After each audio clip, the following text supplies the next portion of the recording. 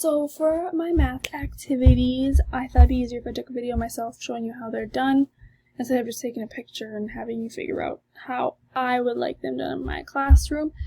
A couple of them I got from Teachers Pay Teachers. They were free, but then I took them and put them in a new twist and did things how I could lay out them in my classroom. I liked this one idea from this teacher where they had notebooks for subjects and stuff, or binders. So how I did this is sort of placed as a math binder. Student will get a math binder and they'll be able to add their materials as they learn. So let's start off with the first one.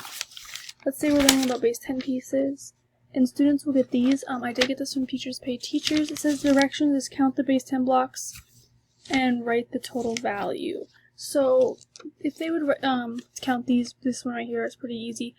10, 20, 30, 40, they count those 4 longs, they got 40. They just, on Teachers Pay Teachers, they want them to write the answer on here. For what I wanted them to do is I thought if they flip this tab, they write the number 40 there.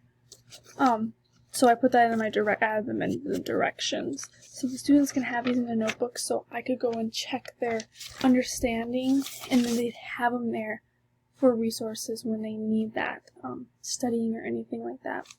So this would go in their binders actually, because they have perfect binder strip. So that's what it's gonna, all these are gonna go for me, is my math binder, which I have right here, that I would keep all my math stuff in for my future use. So it goes, those have longs and units on them. These ones have flats, longs, and units, so it gets a little harder, and then these ones are even harder where it has cubes, longs, units, and flats. It has all of them. So it's get harder as we get learning more into base 10 pieces. The students will have that resource, and we could make several of them in their binders for sure. So that's one of my activities. The next one is called Roll It. So you need, dice, and I laminated all of these at home, so they're easy to be written on with dry erase markers. I think that's the best resources to be able to reuse. Yeah, they're gonna get worn, then you make new ones. So let's start with this, Roll It. This is 2 digits, and then it shows 3 digits, and then you have 4 digits. So harder and harder. These also can be put into a binder. So how this game works is, let's roll the dice. So let's say I rolled the dice, and one of my dice said 2, my other dice said 3. You could do it that way. You could roll the dice, add those 2 numbers up, and roll them again, and add those 2 numbers up, and those could be your digits and stuff. You could do it, they could do it any way that is described that day. But anyway, I got 23. So if I have 23, they're going to build it with base 10 pieces. They're going to be able to lift this tab up, and they're going to be able to build with their dry erase markers or whatever, or even with their base 10 pieces. They can put them right here. 23. What do you need for that? You need 2 longs and 3 units. Place it on there, and they're golden. Spell it. They need to spell the word 23. You can lift this tab up, right with the dry erase marker, 23 on here. As this is like a binder kind of sheet, and it's dry erase as well.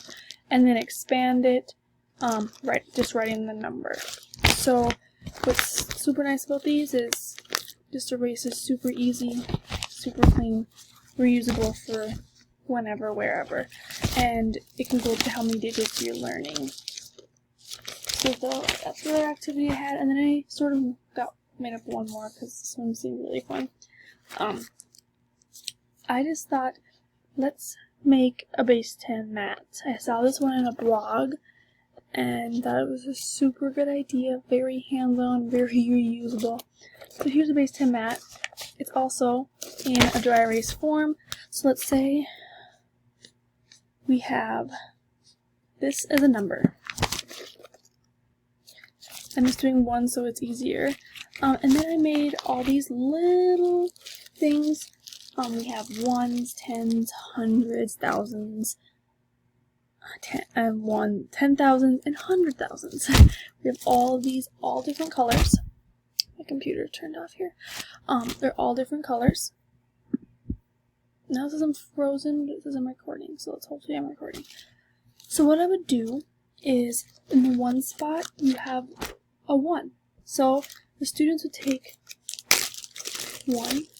As you can see, there's Velcro on the back of each one of these, and there's Velcro on this placemat. So I would take this, and it fits this perfectly on there, and you can just stack as many as this number shows. Let's say this number shows a 5. So we have 1, 2, 3, 4, 5. Like, look how hands-on and great that is. I really like it. And they take them and peel them off. And the board is reusable. These all reusable. I made several, so if you lose any of them, then break. And this is dry erase. You just dry erase it off. So as you can see, all of my things are all reusable except my first few, but these could be used as ticket outs, checkers, checking their understanding, but all of them are good for place value. All of these are all stored in my math binder, so I can take it on to my school years and be able to use all of this material when I go into a school, just do a teach, sub, to even teach as my own. So I really actually am proud of the things that I found and was able to make here at home.